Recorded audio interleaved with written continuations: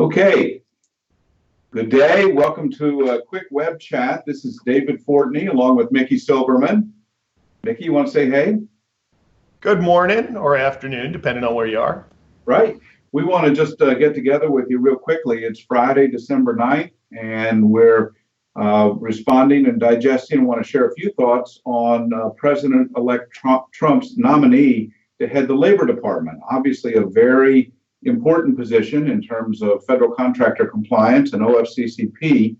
And Andy Puzder has been announced by President-elect Trump as being his nominee.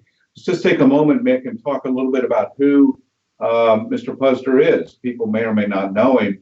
I think one of the attributes that's not been widely reported is he is a lawyer, graduate of Washington University Law School in St. Louis, and had a successful career practicing law before he got involved into his current management position.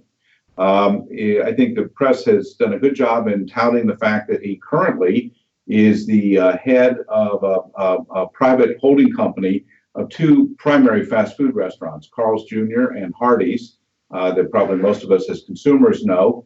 And perhaps what is, and I might add that Andy Puzder is a very well-published, well-known entity. He has talked about labor and employment issues quite a bit over the last 5 or 6 years in Forbes magazine and a lot of business forums, and has some pretty well articulated views. Let me just pick off on one of them, and then Mickey, why don't you jump in? One of the views that he's talked quite a bit about, of course, is on joint employment. He's been highly critical of the Obama National Labor Relations Board rulings in finding joint employment. He's been very critical of the impact of those rulings on the franchise industry. He's been very critical of the impact and expansion of the joint employer doctrine by the U.S. Department of Labor, particularly wage and hour. So I think it's likely that that's one area that he'll move pretty quickly on. How about some other areas, Mick?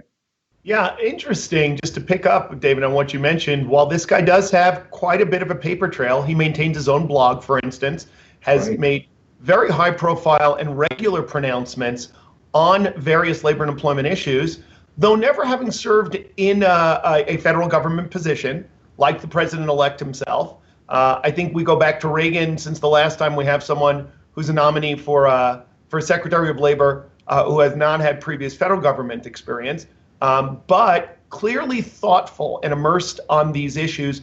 The interesting contrast, you mentioned the joint employer, is that there are a number of issues that really have been his pet projects, if you will, over the last several years, two of which fit into the DOL world are the wage and hour regulations that the exempt, non-exempt, that recently were both finalized and then enjoined in court, but he has been a vocal opponent of those regulations. Minimum wage as well, under the purview of DOL, has also been a real hot button issue, and there has been a movement afoot, both at state, local levels, and federal, to move the current minimum wage up as high as $15 an hour. He's very vocally opposed to that, but interestingly, he has a more nuanced position. This is not a guy, David, who is, if you will, an ideologue, a simple ideologue on these issues. He clearly is thoughtful on this issue of minimum wage, for example. He has had different pronouncements about the opportunity increasing the minimum wage, but he feels that $15 an hour ultimately will be counterproductive for what it is those who are advocating in favor of it are trying to achieve.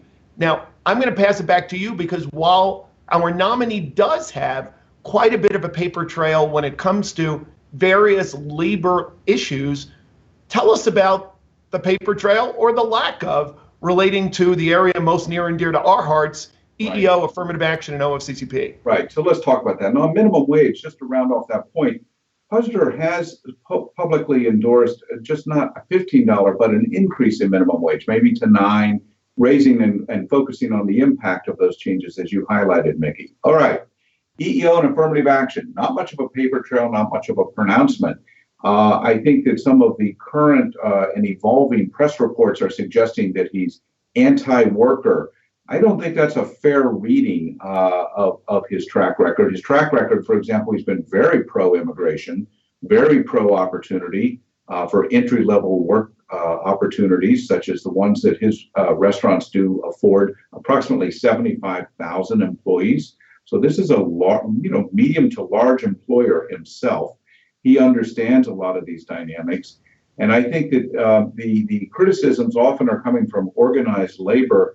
And is there concern that he may not be a fan of organized labor? Yes, I think that's clear from his paper trail. But I don't think he's anti-worker. Indeed, I think just the opposite. So I think that we can expect reasonable, fair approach to EEO laws. I think that with respect to the more recent run-up of a lot of regulatory activity, a lot of some of the contractor community have found to be almost mindless enforcement without clear outcome or goals in mind.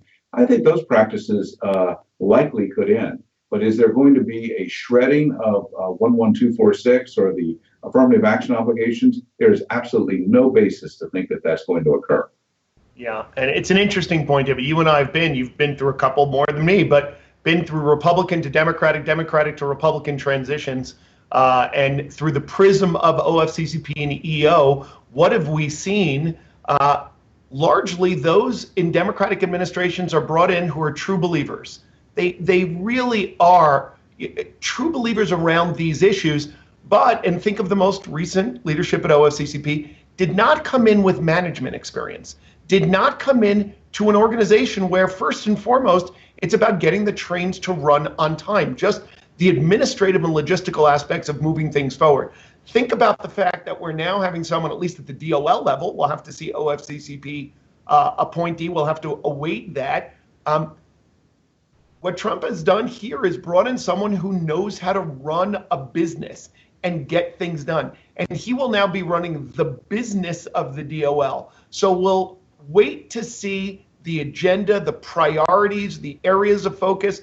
I agree with you. There's some speculation built in here, but this guy is, for lack of a better term, a mainstream establishment Republican. He is, just to give people a sense of this, he was a prime economic advisor to nominee Romney in 2011 and 2012 during Romney's campaign, who was very much viewed as an establishment guy. So I think the question that many are asking is this guy outside of the establishment and looking to blow it up? Or is this a guy who's an establishment mainstream guy, and decidedly he is within the mainstream? So I agree with you. I expect we'll see more efficient, probably more effective, but also more reasonable enforcement. No reason to expect that they're going to throw out the baby with the bathwater in terms of affirmative action and OFCCP.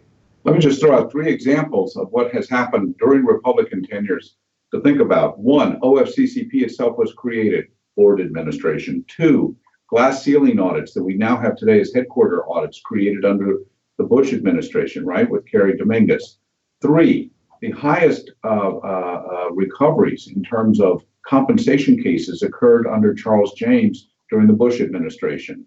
So the model and the sort of the tapestry against which Andy Puzder comes from is it appears that he's cut out of that same cloth where you did have meaningful, responsible enforcement of the EEO and affirmative action obligations. I think there's every reason to think that's what we're looking at.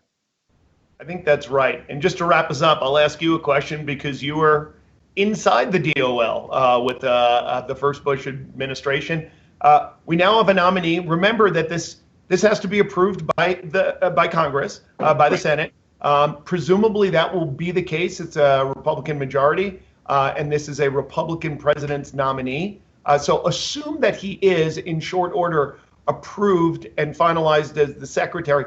What can we expect, David, in terms of timeline for him filling in his top director spots in the various DOL agencies, including OFCCP?